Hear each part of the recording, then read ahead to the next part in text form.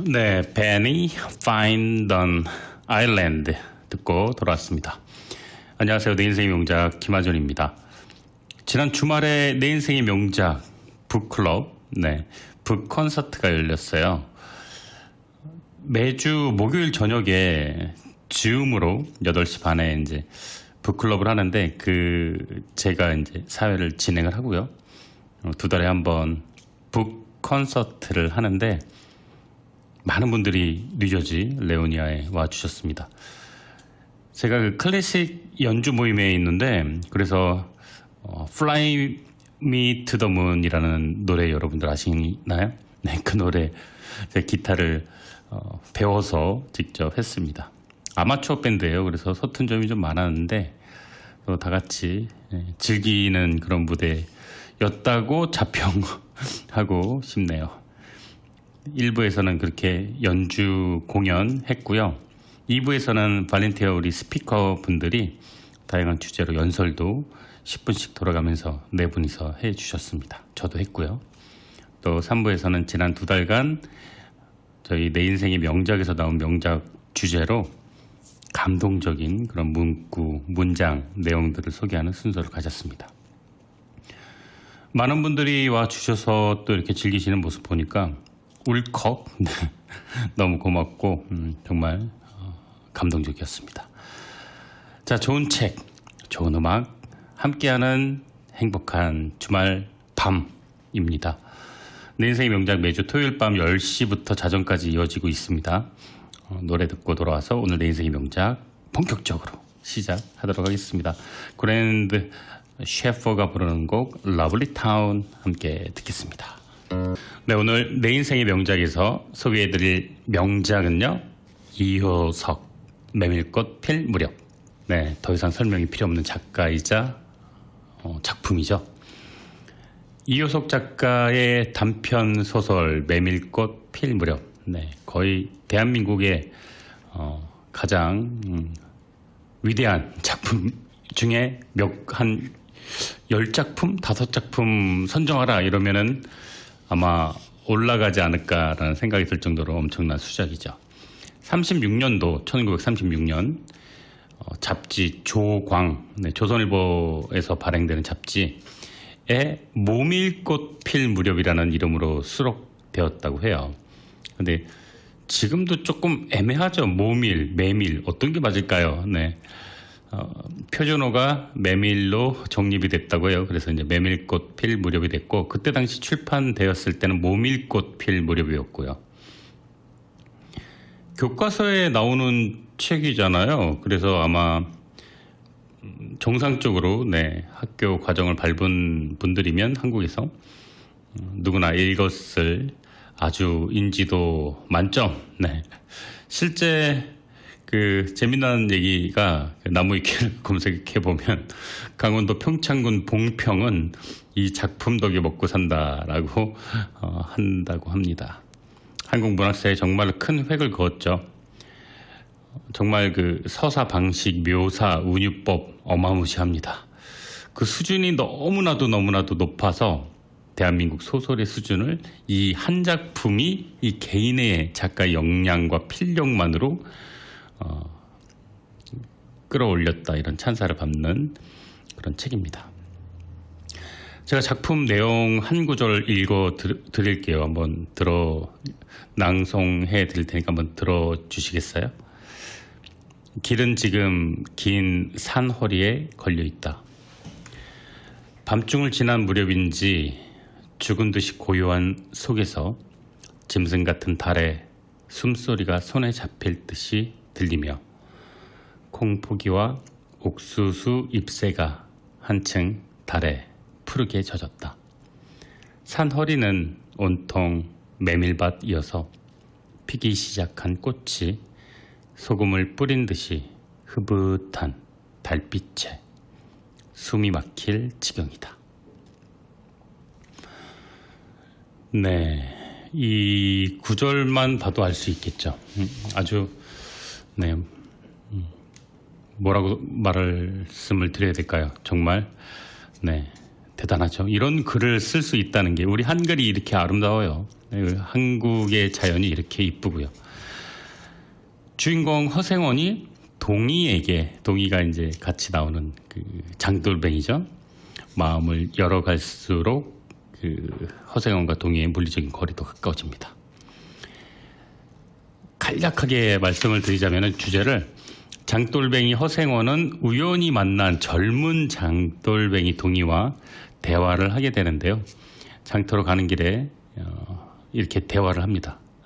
달빛 아래 메밀꽃 밭에서 이제 허생원이 젊은 시절 왜 꼭 그렇게 물레방앗간이 꼭 등장해야 되는지 모르겠는데 물레방앗간에서 있었던 그 성서방네 처녀와의 이야기를 들려주는데 너무 좋습니다. 네.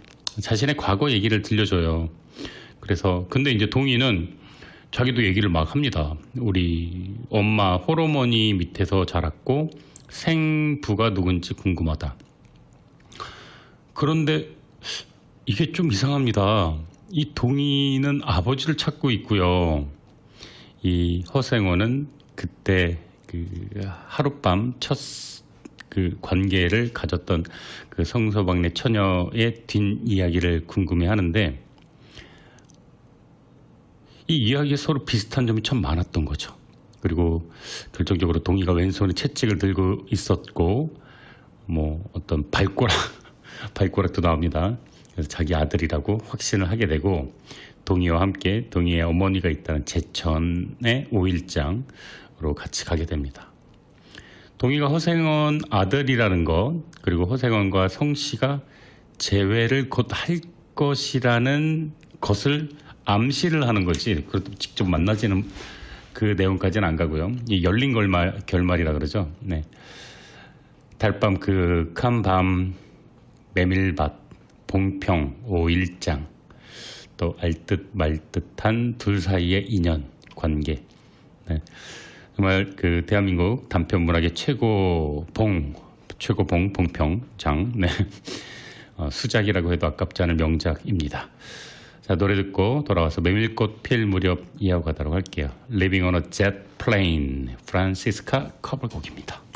작가 이효석 씨는요, 1907년도에 태어났습니다.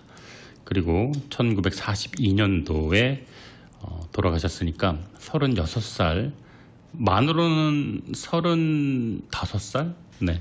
만 살다가 돌아가셨는데 일제강점기에 활동했습니다. 네. 호는 가산, 오를가, 매산, 오른산. 네. 본관은 전주이시 안원 대군파입니다. 작가 김동리는요, 그의 작품에 대해서 소설을 배반한 소설가라는 평을 내렸는데요. 그 이유가 이효석이라는 작가는 소설이 마치 시같이 아름답다라는 의미로 이런 이야기를 했다고 합니다. 아버지는 교사였대요. 그리고 일남 삼녀 중 장남이었고요. 지금의 경기고등학교죠. 경성제일고등보통학교. 이 경기고등학교가 좋긴 좋았나 봐요. 이 작가들 또 이렇게 당대 또 이름을 날린 분들이 경성제일고등학교 많이 나왔네요. 또 경성제국대학 문학과에서 영문학을 전공했는데 지금 이제 서울대학교 전신이라고 하죠. 1928년도 잡지 조선지강이라는 잡지에 단편 도시와 유령이 실렸다고 합니다. 근데 그래서 데뷔를 했는데 그때가 만 나이로 20살, 21살이었으니까요. 네. 이 요절한 천재들은 10대 후반, 20대 초반에 정말 두각을 많이 나타내는 것 같아요. 사실은 이효석 작가가 향토색 짙은 작품만 쓴 것은 아니고 20대 그 혈기왕성한 시기니까 또 사회주의 운동에 동조하는 작품도 냈고요. 또 어떤 모던한 이 경성제국대학교 법문학부 문학과 영문학과 출신이니까 어떤 문물과 새로운 문물을 또 많이 받아들이고 했겠죠. 모던보이, 근대 문화를 기반으로 한 작품 같은 것도 많이 냈었고, 불륜, 치정극 이런 대중소설도 냈었는데, 이 메밀꽃 필 무렵이 너무나도 엄청난 성공을 했기 때문에 이제 이 메밀꽃 필 무렵의 대표 작가로 알려져 있습니다. 그래서 향토적인 작품을 낸 작가라는 부분이 강조가 많이 되고 있는데, 사실은 굉장히 다양한 책들을 많이 냈다는 것. 네.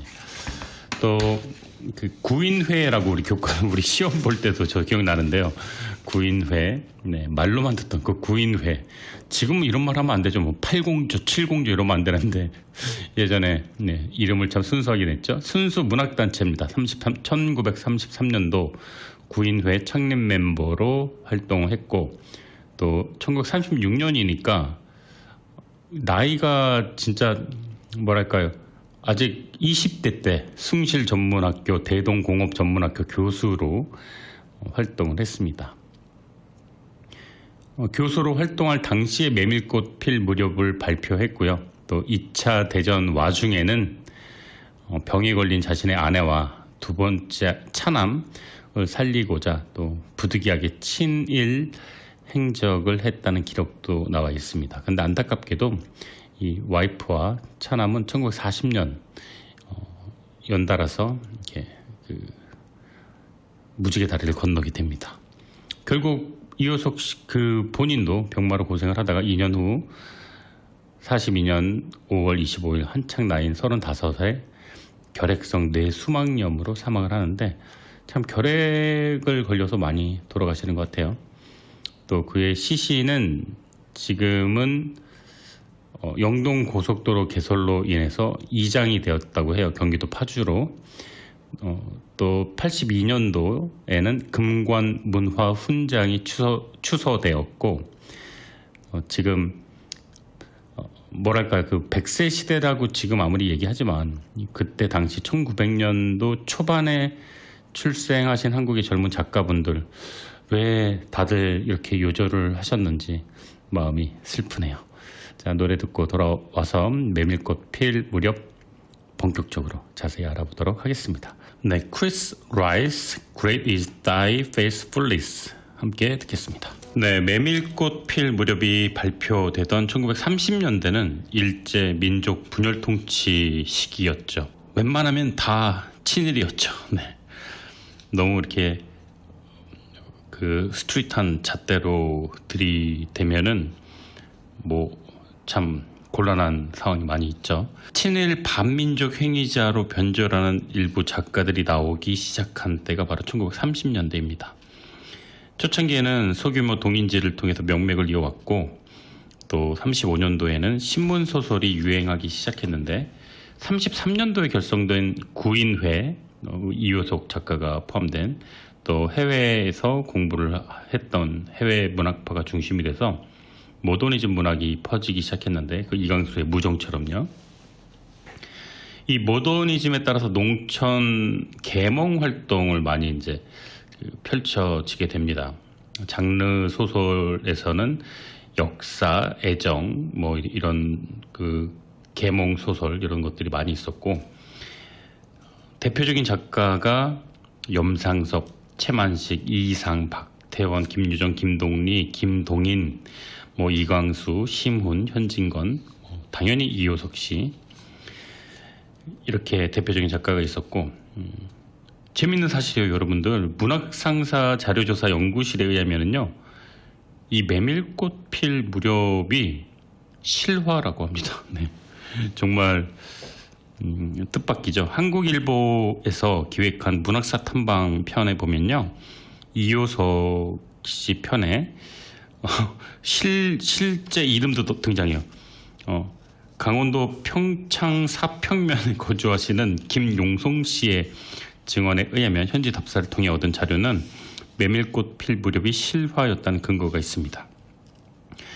현지 증언들에 따르면 허생호는 1920년대 말경까지 봉평 장터에 등장했던 약간 얼금뱅이가 이렇게 곰보? 이렇게 얼굴에 이렇게 구멍이 좀 뭐라고 해야 되나요? 피부가 조금 안 좋았다. 네. 또 왼손잡이였고 대신에 아주 잘생겼다 그래요.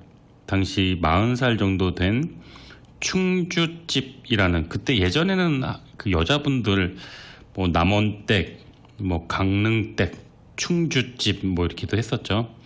저희 어머니 이제 강릉에 계신데 이렇게 그 충주집과 정이 통한 것 같은 사내였다 이렇게 얘기하고요. 또 허생원이 봉평 개울 건너서 남안동에 있는 성신의 처녀 옥분이라는 딸과 물방앗간에서 인연을 맺었다는 소문이 충주집의 입에서 나왔다 이렇게 얘기를 하는데, 이제 본명이 나오네요. 성신의 처녀라고만 나왔는데 책엔 옥분이었네요. 네.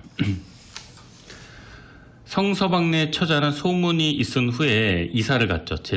예전엔 그랬죠. 이제 거기서 더 이상 못 살고 제천으로 이사를 갔고, 그 다음에 성신의 일가도 마을을 떠났다고 합니다. 조선달이라는, 여기 이제 조연 역할을 하는 또 봉평 토박이 조원중이라는 사람을 뜻한다고 합니다. 충주집에서 살다시피 했는데 장돌뱅이는 아니고 원래 허생원과 친한 사이였다고 합니다. 증언자 중에 한 사람인 황일부 노인은 이효석보다 늦게 서당을 다녔고, 또 그보다 2살 아래인 이효석이 평창에 가 있는 동안 봉평으로 왔기 때문에 성시대 규수와 허생원에 얽힌 이야기를 잘 알고 있다라고 증언했다고 합니다. 정말 신기하죠. 이게 다 실화라고 합니다.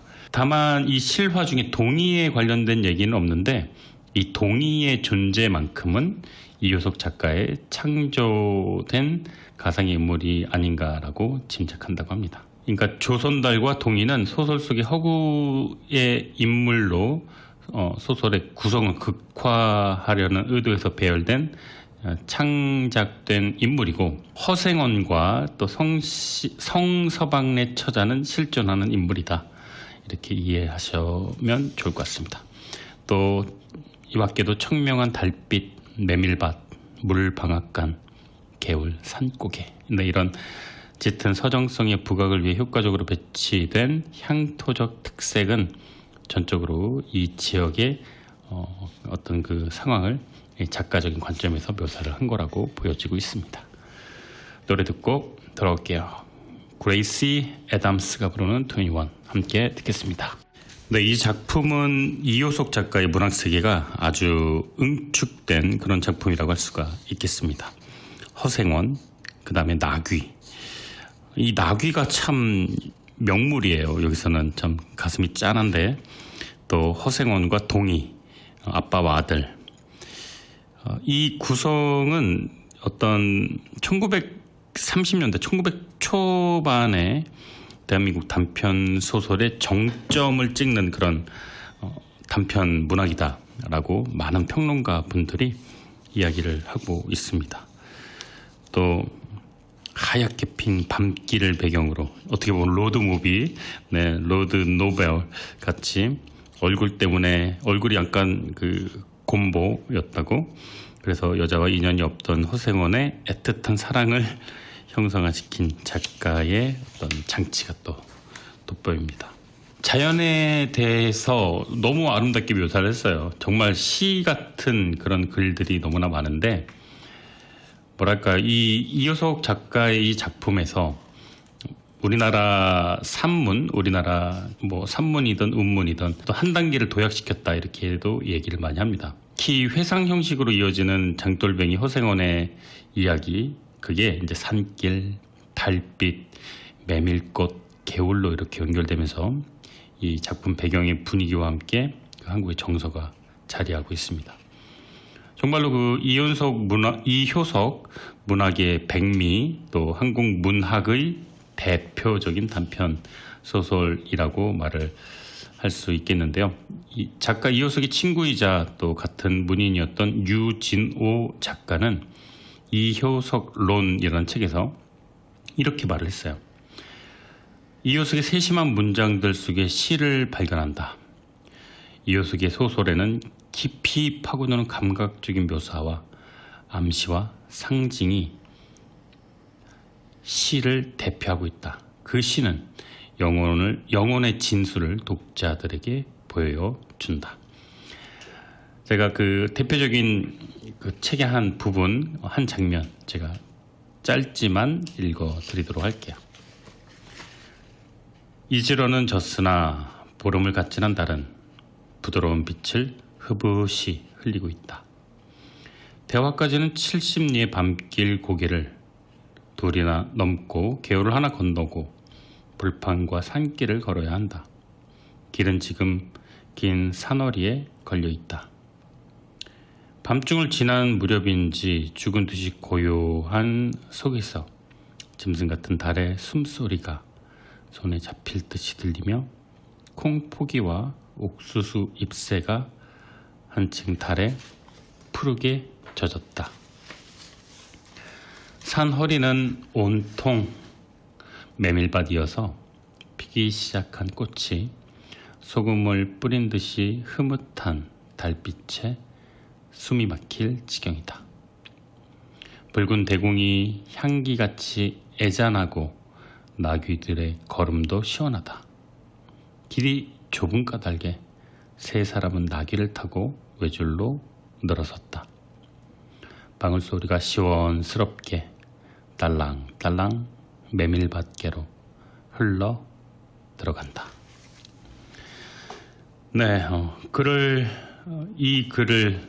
이 작품에 있는 내용을 제가 읽어드렸는데, 인간의 그 오감이라고 그러죠. 그 five senses.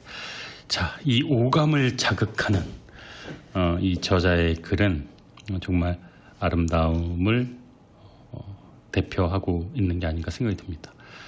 인간의 어떤 근본적인 애욕이 나와 있어요. 그리고 혈육도 나와 있고요. 또 어떤 감성적인 정서도 있고요. 또 나귀에 대한 부분이 저는 참 많이 와닿는데요. 또 인간에 대한 감정과 동물에 대한 감정도 많이 남아 있습니다. 근데 과하지 않아요. 절제된 구성과 문장으로 담아냈습니다. 그래서 이 메밀꽃 필 무렵이라는 이 책이 한국 문학사의 기념비적이고 독보적인 위치를 가지고 있다고 하는 이유가 그래서입니다. 자, 노래 듣고 돌아오도록 할게요. King Princess 1950. 네, 여러분은 지금 매주 토요일 저녁 10시부터 12시까지 진행되는 내 인생의 명작 1부 청취하고 계십니다. 오늘 내 인생의 명작 주제는요, 이효석의 메밀꽃 필 무렵입니다. 저는 여기 1부 여기서 마치고요. 2부로 잠시 후에 돌아오도록 하겠습니다. 1부 마지막 곡은요, 셀백 합창단의 Songs of Strength 마지막 곡 1부 끝곡으로 들으시겠고요. 저는 곧 이어서 11시 2부로 바로 돌아올게요. 잠시만요. 네, 매주 토요일 저녁 10시부터 12시까지 2시간 동안 진행되는 내 인생의 명작 2부 시작하도록 하겠습니다. 사연 보내주실 분은 방송국 카톡 혹은 제 이메일 am1660h@gmail.com 또 손편지 베이사이드 방송국 뉴욕 검색하시고요. 저는 김하준입니다. 시간대가 제가 바뀌었죠. 5시 방송을 하다가 이제 저녁 10시 방송하고 있습니다. 오늘 명작 주제는요, 이효석의 메밀꽃 필 무렵입니다. 말이 필요 없는 작품이죠. 이효석 작가는 자연 묘사, 풍경 이런 거 굉장히 탁월한 재주가 있는데, 정말 책을 읽다 보면 내가 정말 시를 읽는 건지 소설을 읽는 건지 구분이 안 될 정도죠. 한국의 아주 정통적인 풍경, 날씨, 계절 이 모든 것들을 과하지 않고 적절하게 착착 감기게 그런 묘사를 하고 있습니다. 소설 줄거리를 좀 말씀드릴게요. 많이들 알고 계시겠지만 설명을 좀 해드리자면요, 장돌뱅이인 허생원, 이 허생원은 한 번도 거하게 많이 팔아본 적이 없는 봉평시장을 매년 고집을 합니다. 그는 얼금뱅이라고 해서 곰보라고 하는데 왼손잡이, 그리고 또 곰보. 예전에는 왼손잡이가 흉이었나 봐요. 네. 그래서 계집과는 연분이 없다. 이렇게 설명이 나옵니다. 그런 그에게 나이도 어린 주제의 대낮부터 술집 여자와 농탕을 치는 동이라는 젊은 장돌뱅이는 꼴사납기 그지없다. 그래서 따귀를 때렸던 장면이 나오는데요. 근데 그렇게 따귀를 맞고 나서도 동이라는 이 어린 친구는 한마디 반항도 하지 않고 그냥 수긍을 했나 봐요. 그래서 이 허생원은 동이를 보면서 측은한 마음을 느끼게 됩니다. 또 그런 이 허생원에게 반평생을 함께한 당나귀가 있는데, 이제 그 당나귀도 나이가 들어서 주인을 닮아서 머리털도 바스라지고 눈도 눈곱이 잔뜩 낀 그런 당나귀입니다. 또 지금은 그 중성화를 많이 하는데 예전엔 그런 게 없었잖아요. 그래서 암놈 당나귀를 보고 흥분을 한 이 당나귀를 또 꼬마아이들이 막 놀리는데, 또 허생원이 이 꼬마아이들을 또 따로 또 혼내지도 못해요. 왼손잡이가 사람을 어떻게 때려, 막 이렇게 비아냥대는 장면이 나오는데, 참 그 묘사가, 그러니까 당나귀도 늙고 허생원도 늙고 아이들은 어리고 젊은데 이 당나귀를 놀리다가 허생원까지 놀리게 됩니다. 근데 허생원은 아무런 기운이 없죠. 이 꼬마를 놀리는 꼬마들을 잡을 수도 없는 허생원은 참 많은 상념을 하게 됩니다. 그날 밤에 장이선은 장을 이제 가기 위해서 조선달, 동이, 허생원 이렇게 셋이서 밤길을 동행하는데요. 메밀꽃 핀 달밤을 걸으면서 허생원은 오래전에 봉평에서 있었던 성서방네 처녀와의 기가 막힌 하룻밤 이야기를 들려줍니다. 물방앗간에서 있었던 하룻밤 연분이지만 허생원에게는 평생 잊을 수 없는 기억이죠. 성서방네는 한창 어려워서 들고 날 판인 때라 그 딸인 성신의 처녀도 걱정이 많아서 물방앗간에서 혼자 울고 있었는데, 허생원은 그런 그녀와 하룻밤을 같이 보내게 됩니다. 그리고 그 다음 장에 이제 성신의 집안은 이미 사라져 버렸죠. 이 5일장, 11장, 봉평장을 아무리 뒤졌는데 그 성신의 그 처녀는 찾을 수가 없었고, 허생원은 봉평을 그렇게 반평생 두고 다니게 됩니다. 장돌방이로. 낮에 뺨을 갈긴 일을 사과하려고 허생원은 동희의 집안 사정 이야기를 듣게 되는데, 동희의 어머니는 시집간 이후에 달도 차지 않은 사생아를 낳고 쫓겨났다고 해요. 그게 바로 이제 허생원의 아들이겠죠? 그 후로 이 동희라는 아이를 혼자 키웠고, 이 동희는 자기의 친부를 한번 만나고 싶다는 소망을 가지고 있었다고 합니다. 허생원은 동희의 이런 이야기를 들으면서 동희의 어머니가 자기가 찾던 성신의 처녀임을 확신하게 됩니다.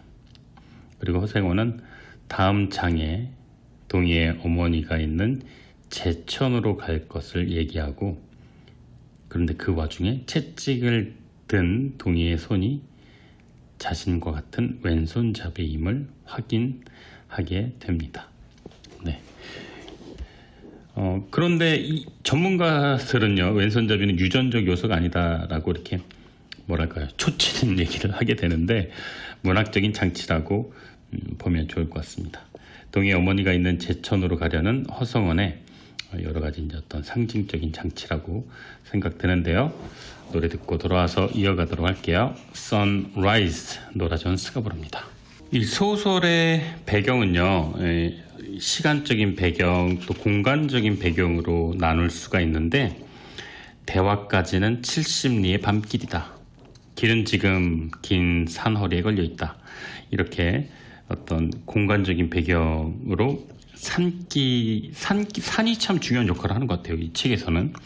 그래서 산에 어디 정도에 가고 있고 얼만큼 걸었고 이런 부분들이 나옵니다. 근데 뭐 30분 지났다, 1시간 지났다 이렇게 하지 않고 굉장히 운치 있는 표현을 하는데, 뭐 이지러는 졌으나 보름을 갓 지난 달, 콩포기, 옥수수 잎새, 이제갓 피기 시작한 꽃, 뭐 이런 글로 시간적 배경이 여름밤이라는 거를 또 이제 암시를 하고 있습니다. 참 멋있죠? 네. 참, 네. 아무리 봐도 좋은 글입니다. 달빛이 쏟아지고 메밀꽃이 피어나고 향기가 가득한 여름밤은 사람들의 마음을 설레게 하죠. 잊고 지낸 사랑의 감정을 떠올리게 만듭니다. 늙어가는 허생원도 예외가 아니라서 그가 겪었던 처음이자 마지막 사랑 얘기를 시작을 하게 되는데, 이 소설의 시간적 배경에는 뭐 여름이잖아요. 그래서 뭔가 그 어떤 뜨거운 그 핫한 기운이 조심스럽게 전해져 오는 것 같습니다. 또 시대적인 배경은 정확하게는 표현은 안 나오는데 생원이라고, 뭐 김생원, 허생원 이렇게, 왜냐하면 이제 생원이라는 표현은 조선시대부터 해방 직후까지 쓰이다가 사라진 말이기 때문에 그 공간적인 배경도 어떤 그때 당시 조선에서 해방 직후까지를 뜻하는 그런 배경으로 볼 수가 있습니다. 또 자연적인 배경에는 뭐 너무나 많죠. 향토적인 또 서정을 이끌어내는 정서가 많이 있는데, 허생원과 동희의 직업이 장돌뱅이잖아요.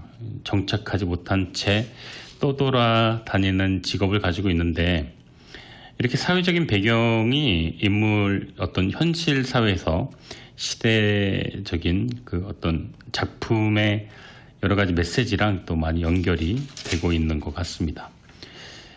이렇게 그 메밀꽃 필 무렵이라는 이 책은, 이 소설은 정확히 몇 년도, 몇 월, 몇 시, 어떤 계절이라는 표현이 하나도 안 나왔음에도 불구하고 굉장히 은유적이고 함축적이고 상징적으로 자연과 사회적 배경과 인물 여러 가지를 다 압축을 하고 있습니다.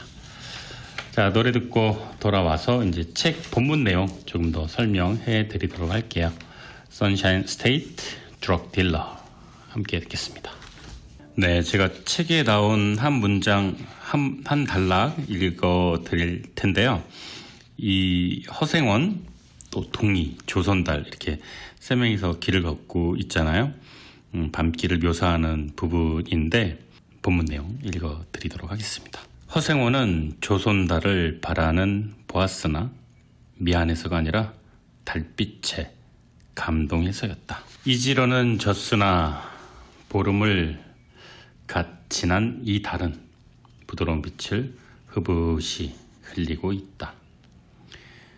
대화까지는 70리의 밤길, 고개를 둘이나 넘고 개울을 하나 건너고 벌판과 산길을 걸어야 된다.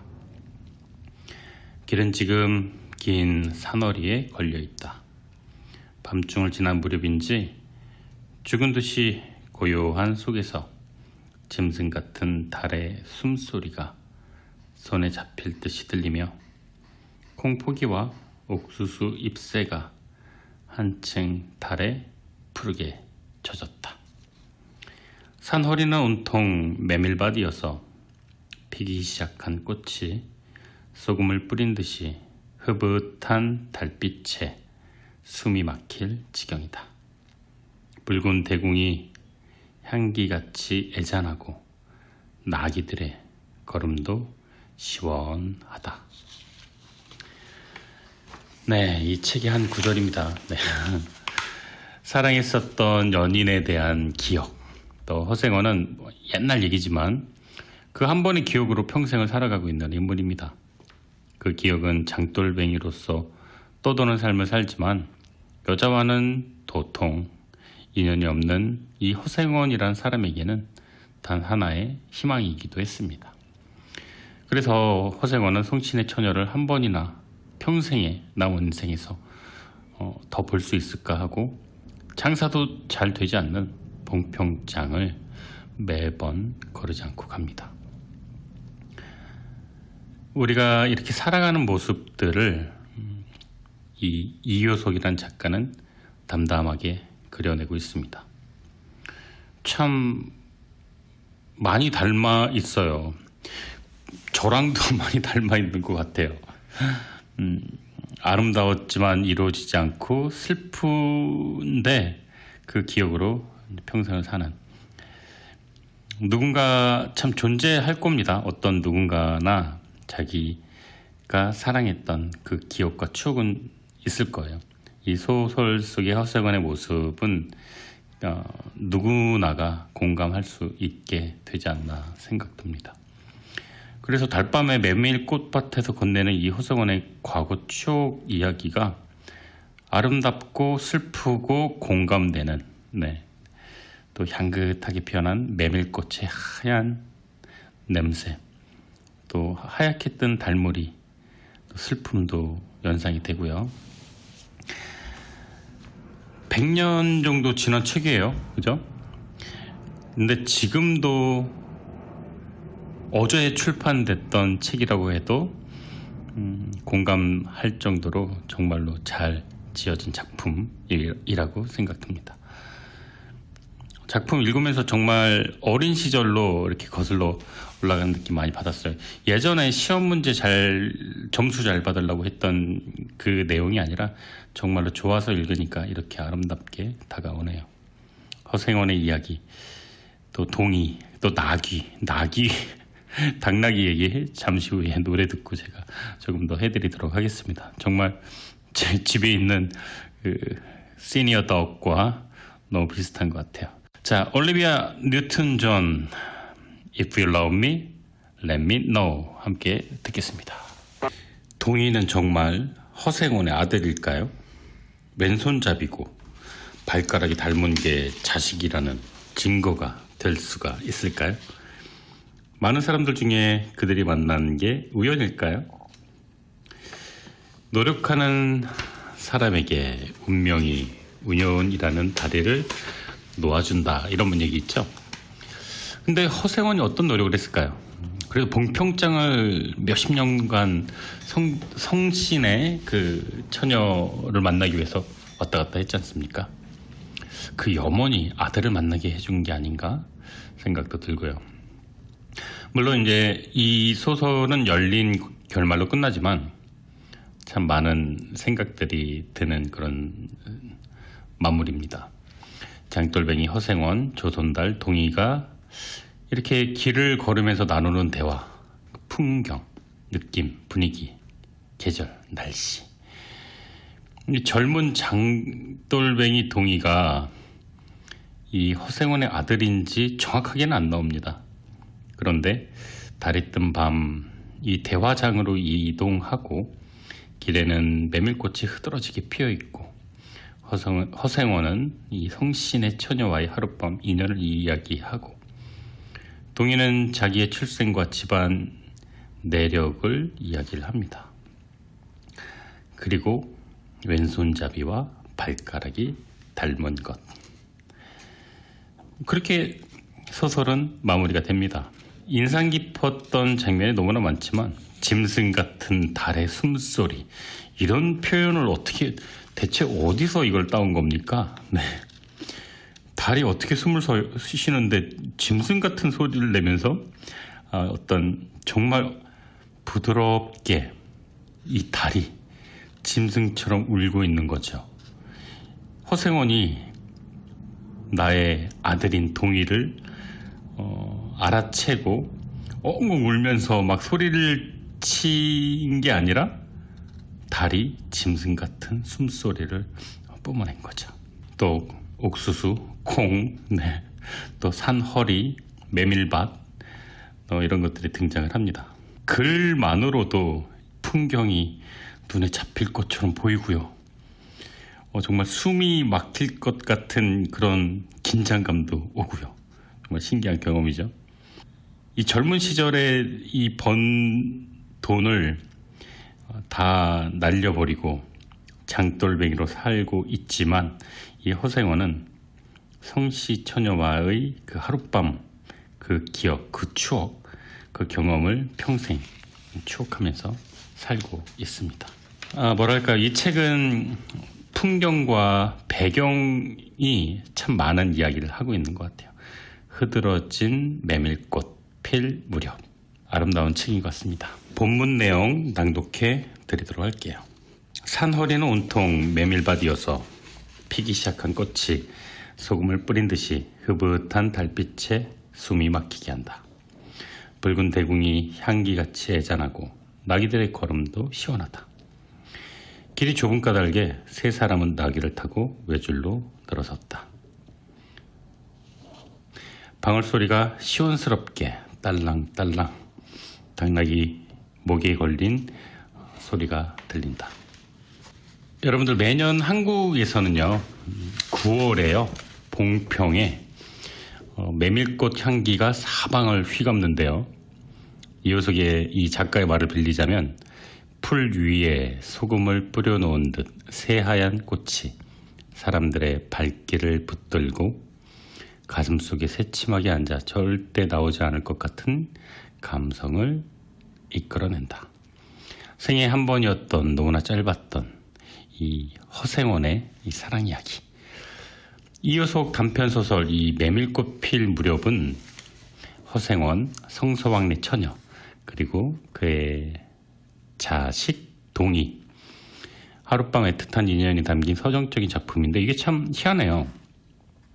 이게 어떤 애정소설이라고 보기도 어렵고, 또 어떤 시대극, 시대성, 뭐 역사, 뭐 어떤 장르를 이야기 나눌 이렇게 구분 짓기가 참 애매한데, 뭐 그래도 내용 줄거리상으로는 허생원이 하룻밤 정을 나눈 처녀를 잊지 못해서 매년 봉평장을 찾게 되고, 또 장이 끝나고 술집에 들렀다가 젊은 장돌뱅이 동희라는 친구를 알게 되고, 또 그날 밤 이 허생원과 이 동희는 메밀꽃 핀 길을 걸으면서 이야기를 나눈다는 내용인데, 아주 나이 차이가 많이 나는 이 동희라는 친구에게 성서방네 처녀와 있었던 그 인연을 이야기하고, 동희라는 이 친구는 자기가 홀어머니 밑에서 자랐다는 얘기를 합니다. 네, 이 플롯 자체가 대단하지요. 근데 이제 허생원은 이 동희 어머니가 바로 자기가 찾는 여인임을 확신하고 혈육의 정을 느끼며 동희를 바라보다가, 아니 글쎄 이 동희가 자기처럼 왼손잡이인 걸 확인하게 되는데, 이게 이제 문학 작품의 장치죠. 네. 이런 장면이 본문에 나옵니다. 이 장면은 제가 너무나 좋아하는 장면이라서 한 번 더 읽어드릴게요. 돌밭에 벗어도 좋을 것을 너무도 밝은 까닭에 옷을 벗으려 물방앗간 안으로 내 들어가지 않았나. 참 이상한 일도 많지. 거기서 난데없는 성서방네 처녀와 마주쳤단 말일세. 그녀는 봉평에서 제일 가는 미인이었지. 그리고 뭐가 없습니다. 내년 기대를 했는데, 그리고 그녀를 만나서 냉큼 그녀의 손을 잡았네, 이런 게 없고, 요 정도가 끝인데 상상력을 자극하는 거죠. 우연히도 달이 너무나 밝아서 이렇게 성서방네 이쁜 처녀를 물방앗간에서 만나게 됐던 것이죠. 근데 요즘에 이러면은 법적인 문제가 될까요? 모르겠습니다. 그렇게 너무 각박하게 그렇게 그 부분 있잖아요. 왼손잡이는 유전이 아닙니다. 이렇게 굳이 발표할 필요 없잖아요. 이거 문학작품이니까 그대로 또 작품 그대로 이해를 또 하는 것도 필요하지 않나라는 생각도 들고, 아름답고 이쁜 책입니다. 자, 노래 듣고 돌아올게요. 칼럼 스캇, You Are The Reason 함께 듣겠습니다.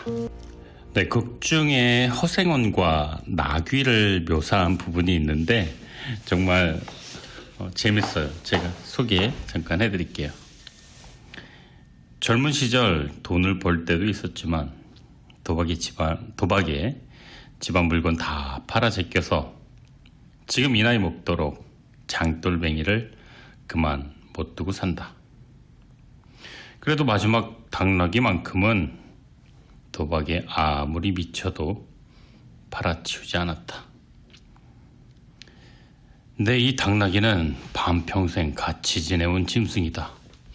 같은 주막에서 잠을 자고 같은 달빛에 젖으면서 장에서 장으로 걸어다니는 동안에 20년 세월 사람과 짐승을 함께 세월을 보내고 늙게 되었다. 가스러진 목 뒤털은 주인의 머리털과 똑같이 바스러지고 개진 젖은 눈은 주인의 눈과 같이 눈곱이 잔뜩 껴있다. 네, 책 내용인데요. 저희 집에 지금 고양이와 함께 자고 있는 14살 된 반려견 생각이 납니다. 저랑 같이 늙어가는 그 친구. 네. 6주차 때 왔거든요. 그 친구가. 저한테는 14년 동안 저랑 같이 살았으니까 6주를 제외하고 그 친구는 평생 저랑 같이 살았죠.